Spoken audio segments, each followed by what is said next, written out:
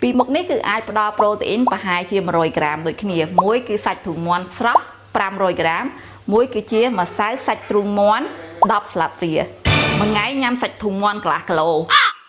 ហើយគាត់ញ៉ាំលែងចូលអញ្ចឹងភ្ញៀវខ្ញុំគាត់សួរថាតើបើគាត់រាល់ដងធ្លាប់តែញ៉ាំសាច់ទ្រូងមាន់កន្លះគីឡូប៉ុណ្ណេះហើយគាត់ចង់ញ៉ាំម្សៅទ្រូងមាន់វិញតើញ៉ាំម្សៅទ្រូងមាន់បរិមាណប្រមាណចឹងថ្ងៃនេះខ្ញុំប្រៀបធៀបឲ្យមើលនេះគឺជាម្សៅសាច់ទ្រូងមាន់មួយណែតដែលអាចផ្ដល់នៅបរិមាណប្រូតេអ៊ីនប្រហែលជាមួយនឹងសាច់ទ្រូងមាន់កន្លះគីឡូនិយាយប្រមាណគឺខុសគ្នាឆ្ងាយមែនតើម្សៅវាតិចជាងហើយអីដែលសំខាន់គឺវាងាយស្រួលទុកដាក់យើងអត់ចាំបាច់ស្ល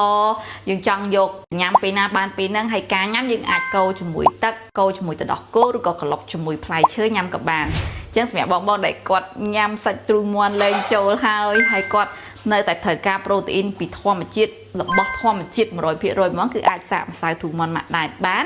ជាផលិតផលរបស់ខ្មែរហើយយើងមានដាក់សារធាតុអាសាទុកអីទេហើយក៏អត់មានស្ករដែរអរគុណ